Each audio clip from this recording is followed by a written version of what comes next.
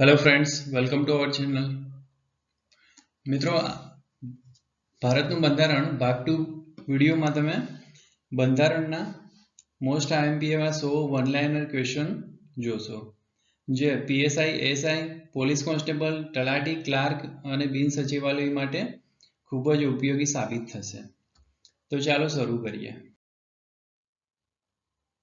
સૌપ્રથમ ક્વેશ્ચન છે, ભારતીય બંધારણના કયા આર્ટિકલ મુજબ નાણાં પંચની રચના કરવામાં આવેલ છે? જવાબ છે અનુચ્છેદ 280 મુજબ.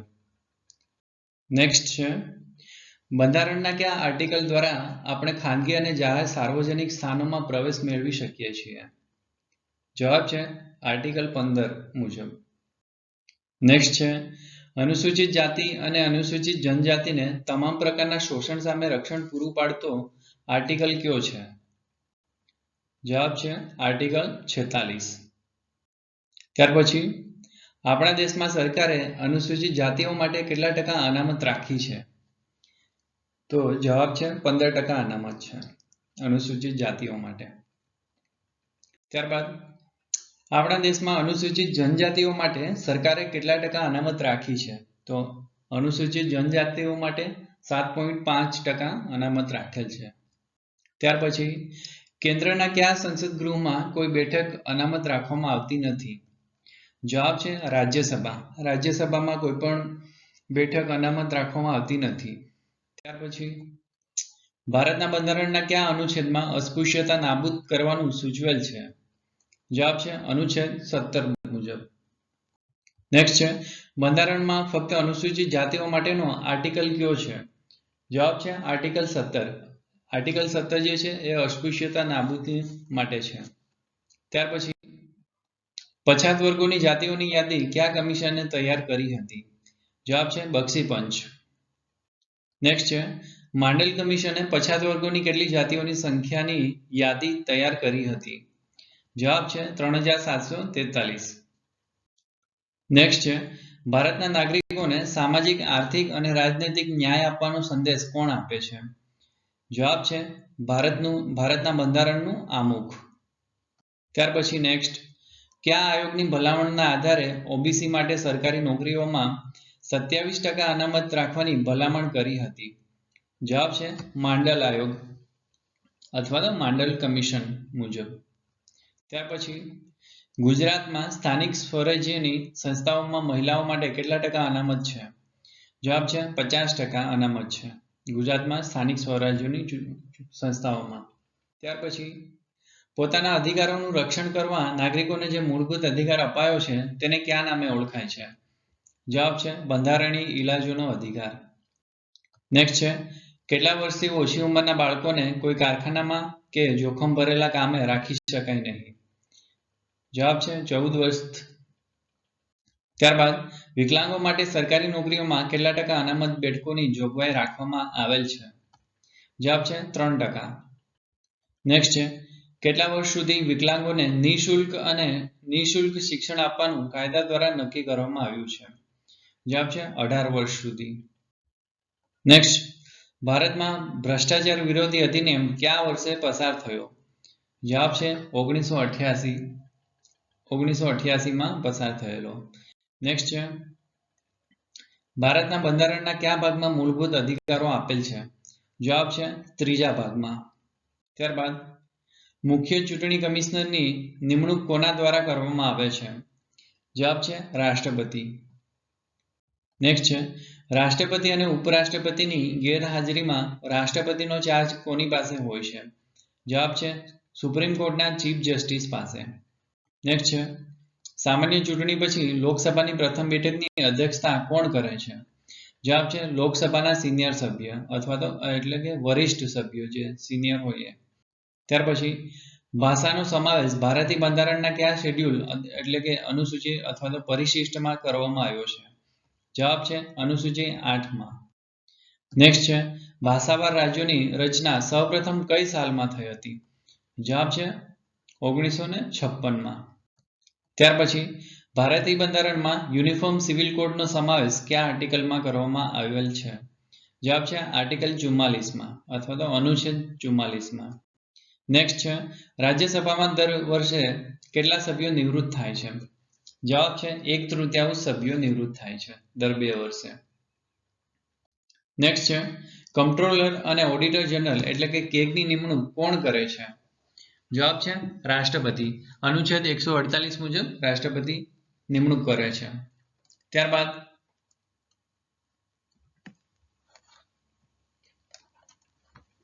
નેક્સ્ટ છે કેન્દ્ર સરકાર કે રાજ્ય સરકાર પોતાના સભાગૃહના વધારેમાં વધારે કેટલા ટકા પ્રધાનો એટલે કે મિનિસ્ટર રાખી શકે, મંત્રીઓ?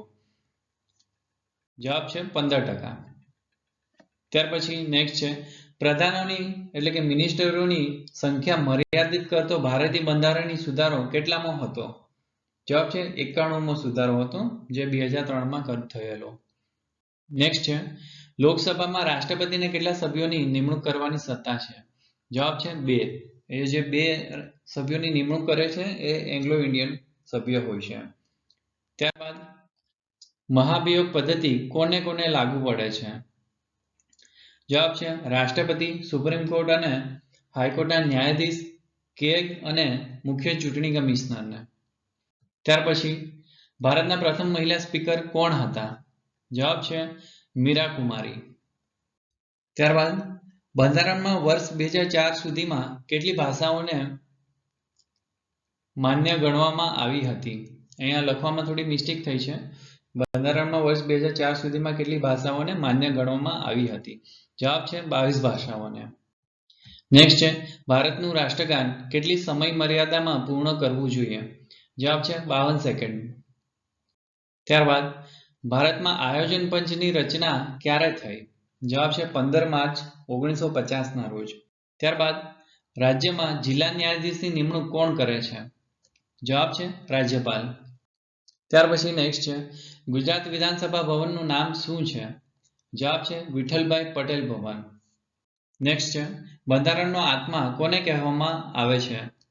જવાબ છે આમુખને. ત્યારબાદ રાષ્ટ્રપતિ કોને ઉદ્દેશીને રાજીનામું લખે છે? જવાબ છે ઉપરાષ્ટ્રપતિને.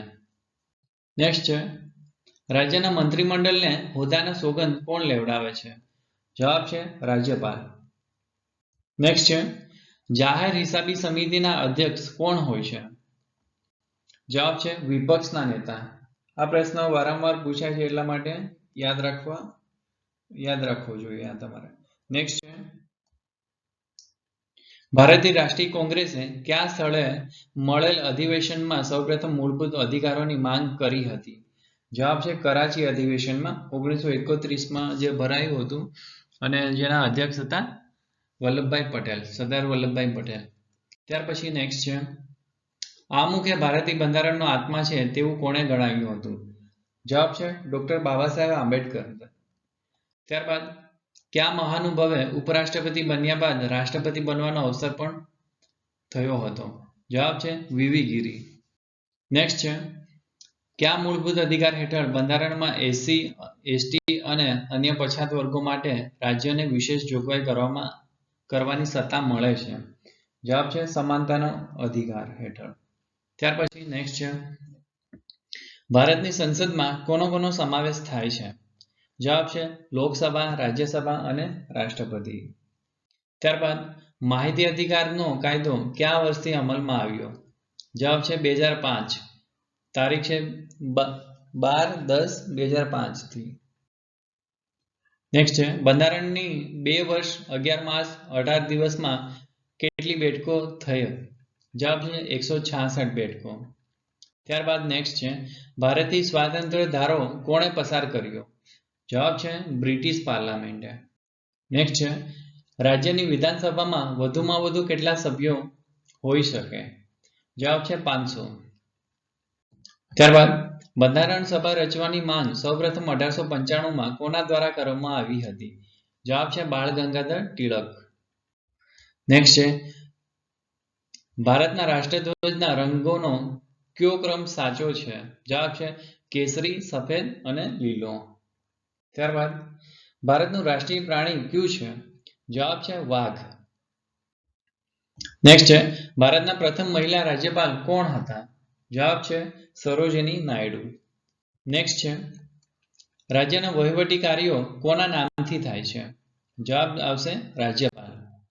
ત્યારબાદ ગુજરાત રાજ્ય અલગ થયું ત્યારે સૌપ્રથમ સચિવાલય ક્યાં બનાવ્યું હતું? જવાબ છે આંબાવાડી. આંબાવાડીમાં સચિવાલય જૂનું હતું. ત્યારબાદ ભારતમાં સૌપ્રથમ પંચાયતી રાજની શરૂઆત કયા રાજ્યથી થઈ હતી? જવાબ છે રાજસ્થાન. અને જે તારીખ છે 2 ઓક્ટોબર 1959 ના રોજ થઈ હતી. ત્યાર પછી નેક્સ્ટ છે પંચાયતોના હિસાબોનું ઓડિટ કયા અધિનિયમ હેઠળ થાય છે? જવાબ આવશે ગુજરાત લોકલ ફંડ ઓડિટ અધિનિયમ 1963 હેઠળ. ત્યાર પછી નેક્સ્ટ કોઈ પણ ગૃહનો સભ્યો હોવા છતાં મંત્રીમંડળમાં સ્થાન મેળવે, કોઈ પણ ગૃહનો સભ્ય ના હોવા છતાં, અહીંયા થોડી લખવામાં મિસ્ટેક થઈ છે. પ્રશ્ન એવો છે કે કોઈ પણ ગૃહનો સભ્યો ના હોવા છતાં મંત્રીમંડળમાં સ્થાન મેળવે તો તેને કેટલા સમયમાં ચૂંટાવવું પડે? તો જવાબ આવશે 6 માસમાં. ત્યાર પછી નેક્સ્ટ છે બંધારણ માટેની પ્રારૂપ સમિતિમાં કેટલા સભ્યો હતા? જવાબ છે 7. નેક્સ્ટ છે ભારતનું બંધારણ કયા દિવસે અમલમાં આવ્યું હતું? જવાબ છે 26/11/1950. હમણાં તાજેતરમાં બંધારણ દિવસ 26 નવેમ્બર ગયો છે, એટલે કે 26/11/1950 ના રોજ બંધારણ અમલમાં આવ્યું હતું. ત્યારબાદ નેક્સ્ટ છે પંચાયતોને લગતો 73મો બંધારણીય સુધારો ભાગ 9 કયા વર્ષમાં થયો હતો? જવાબ છે 1992. નેક્સ્ટ છે ભારતના રાષ્ટ્રપતિને વટહુકમ પ્રસિદ્ધ કરવાની સત્તા બંધારણની કઈ કલમ હેઠળ અપાયેલ છે? જવાબ છે કલમ 123 હેઠળ. નેક્સ્ટ છે રાઇટ ટુ એજ્યુકેશન એટલે કે શિક્ષણનો અધિકાર 2009 નો હક આપવા બંધારણમાં કઈ કલમ ઉમેરવામાં આવી? જવાબ છે કલમ 21A. નેક્સ્ટ છે જાહેર રોજગારીની બાબતમાં તકની સમાનતા બંધારણની કઈ કલમ મુજબ આપવામાં આવે છે? જવાબ છે કલમ 16 મુજબ. નેક્સ્ટ છે બંધારણની કઈ કલમ હિન્દી ભાષાને દરજ્જો આપે છે? જવાબ આવશે કલમ 343. ત્યાર પછી નેક્સ્ટ છે બંધારણની કઈ અનુસૂચિમાં ભારતના તમામ રાજ્યો અને કેન્દ્રશાસિત પ્રદેશોની યાદી આપવામાં આવી છે? જવાબ છે પ્રથમ અનુસૂચિમાં. નેક્સ્ટ છે ભારતીય બંધારણની કઈ કલમ હેઠળ ચૂંટણી પંચની રચના થયેલ છે? જવાબ છે કલમ 324 હેઠળ. નેક્સ્ટ છે ભારતના બંધારણની વિશેષતા અંગે કઈ બાબત સુસંગત છે? તો જવાબ છે સંસદ અને ન્યાયપાલિકા બંને પોતપોતાના ક્ષેત્રમાં સર્વોચ્ચ છે. નેક્સ્ટ છે રાષ્ટ્રપતિ જાહેર કરેલ વટહુકમ સંસદ શરૂ થયા બાદ કેટલા સમયમાં મંજૂર થવો જરૂરી છે? જવાબ આવશે 6 અઠવાડિયામાં. નેક્સ્ટ છે ભારતના સંવિધાનમાં 42માં સુધારા દ્વારા કયા અનુચ્છેદની નાગરિકની મૂળભૂત ફરજોનો સમાવેશ કરવામાં આવે છે? જવાબ છે 51 ક. ત્યારબાદ સંસદમાં નાણાકીય ખરડો રજૂ કરવા માટે કોની પૂર્વ મંજૂરી જરૂરી છે? જવાબ છે રાષ્ટ્રપતિ. ત્યારબાદ સમગ્ર ભારતીય પ્રદેશ માટે સમાન નાગરિક ધારો ઘડવા માટે ભારતના બંધારણના કયા અનુચ્છેદમાં જણાવ્યું છે? તો જવાબ છે અનુચ્છેદ 44માં. નેક્સ્ટ છે ભારતના બંધારણ દ્વારા સ્વીકૃત સત્યમેવ જયતે રાષ્ટ્રીય સૂત્ર કયા પ્રાચીન ગ્રંથમાંથી લેવામાં આવ્યું છે? જવાબ છે મુંડકોપનિષદ. નેક્સ્ટ છે કોઈ વ્યક્તિને ગેરકાનૂની અટકાયતમાંથી મુક્ત કરવા માટે યોગ્ય ન્યાયિક એકમ નીચેના પૈકી કયું આજ્ઞાપત્ર ફરમાવી શકાય? એટલે કે કઈ રીત ફરમાવી શકાય? જવાબ આવશે હેબિયસ કોર્પસ. નેક્સ્ટ છે લોકસભામાં અંદાજપત્ર રજૂ કરવાની બંધારણીય જવાબદારી કોની છે?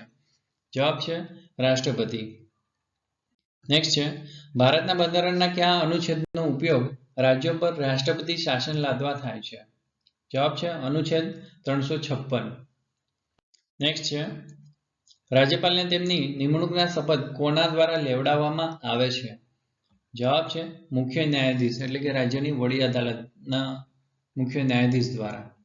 નેક્સ્ટ છે ભારતના બંધારણના કયા અનુચ્છેદ અન્વયે સરકારી અધિકારી અથવા તો કર્મચારીઓને નોકરી બાબતમાં રક્ષણ અપાયેલું છે? જવાબ છે અનુચ્છેદ 311 મુજબ. નેક્સ્ટ છે ભારતીય બંધારણની કઈ અનુસૂચિમાં પક્ષ પલટા વિરોધી વિષયક જોગવાઈ છે? જવાબ છે 10મી અનુસૂચિ મુજબ. નેક્સ્ટ છે ભારતના બંધારણ અનુસાર નીચેનામાંથી શું દેશના શાસન માટે આધારભૂત છે? જવાબ છે રાજ્યનીતિના નિર્દેશક તત્વો. નેક્સ્ટ છે આઝાદ ભારતના બંધારણને સંઘ સભાએ કયા દિવસે મંજૂરી આપી? જવાબ છે 26 નવેમ્બર 1949 ના રોજ. નેક્સ્ટ છે કેન્દ્રના કયા સંસદ ગૃહમાં કોઈ બેઠક અનામત રાખવામાં આવી નથી? જવાબ છે રાજ્યસભા. નેક્સ્ટ છે બંધારણની કલમ 356 નો ઉપયોગ 1959માં કયા રાજ્યમાં થયો હતો? જવાબ છે કેરળ. નેક્સ્ટ છે રાજ્યસભામાં ગૃહનું કામકાજ હાથ ધરવા કેટલા સભ્યોની હાજરી જરૂરી છે? જવાબ છે 1/10 સભ્યોની હાજરી. નેક્સ્ટ છે ભારતીય વિદ્યાભવનની સ્થાપના કોણે કરી હતી? જવાબ છે કનૈયાલાલ મુનશી દ્વારા. નેક્સ્ટ છે બાળ મજૂરી પર પ્રતિબંધક અંગે ભારતના બંધારણમાં જોગવાઈ છે કે નહીં અને જો હોય તો કઈ કલમમાં છે? જવાબ છે કલમ 24માં. નેક્સ્ટ છે રાજ્યસભાના નાણાકીય ખરડા પર ચર્ચા માટે કેટલો સમય આપવામાં આવે છે? જવાબ છે 14 દિવસ. નેક્સ્ટ છે ભારતના સંવિધાન દ્વારા સંઘની પ્રબંધક સત્તાઓ કોને આપવામાં આવી છે? જવાબ છે રાષ્ટ્રપતિ. નેક્સ્ટ છે એક ઉમેદવાર સંસદના બંને ગૃહમાં ચૂંટાય તો શું કરવું પડે? જવાબ છે પોતાની ઈચ્છા અનુસાર કોઈ એક ગૃહમાં સભ્યપદેથી રાજીનામું આપે છે. ત્યારબાદ વાણી સ્વાતંત્ર્યના અધિકારની જોગવાઈ સંવિધાનની કઈ કલમમાં કરવામાં આવેલી છે? જવાબ છે કલમ 19માં. ત્યારબાદ નેક્સ્ટ છે સંવિધાનની કઈ ધારા કાયદા સમક્ષ બધાને સરખા હક આપે છે? અનુચ્છેદ 14 મુજબ. નેક્સ્ટ છે ગુજરાત વિધાનસભાના પ્રથમ અધ્યક્ષ કોણ હતા? જવાબ છે કલ્યાણજી મહેતા. નેક્સ્ટ છે ભારતના બંધારણના ઘડવૈયા કોણ હતા? જવાબ છે ડોક્ટર બાબા સાહેબ આંબેડકર. નેક્સ્ટ છે લોકસભાના અધ્યક્ષને તેઓના પદના શપથ કોણ લેવડાવે છે? જવાબ છે શપથ ગ્રહણ કરવાના હોતા નથી, કારણ કે જ્યારે બધા સભ્યોને જે શપથ ગ્રહણ કરાવે છે ત્યારે લોકસભાના સભ્યોને પણ એમાં શપથ ગ્રહણ કરી લેતા હોય છે, એટલા માટે. નેક્સ્ટ છે ભારતના બંધારણનું આમુખ કોણે રજૂ કર્યું હતું? જવાબ છે જવાહરલાલ નહેરુએ. નેક્સ્ટ છે ભારતનો રાષ્ટ્રીય મુદ્રાલેખ કયો છે? જવાબ છે સત્યમેવ જયતે. નેક્સ્ટ છે ભારતના બંધારણે દરેક નાગરિકોને કેટલા મૂળભૂત હકો આપ્યા છે? જવાબ છે 6 મૂળભૂત હકો આપેલા છે બંધારણમાં. ત્યાર પછી નેક્સ્ટ છે ભારતનું રાષ્ટ્રીય વૃક્ષ કયું છે? જવાબ આવશે વટ વૃક્ષ. નેક્સ્ટ છે ભારતની સંચિત નિધિમાંથી નિધિ ઉપાડવા માટે કોની પૂર્વ મંજૂરી ફરજિયાત છે? જવાબ છે રાષ્ટ્રપતિની. તો મિત્રો આ હતા બંધારણના 100 વન લાઇનર ક્વેશ્ચન્સ કે જે આવનારી પરીક્ષા માટે ખૂબ જ ઉપયોગી સાબિત થઈ શકે છે. આશા રાખું છું વિડીયો તમને પસંદ આવ્યો હશે, અને વિડીયો પસંદ આવ્યો હોય તો અમારી ચેનલને સબસ્ક્રાઇબ કરવા વિનંતી. થેન્ક યુ મિત્રો.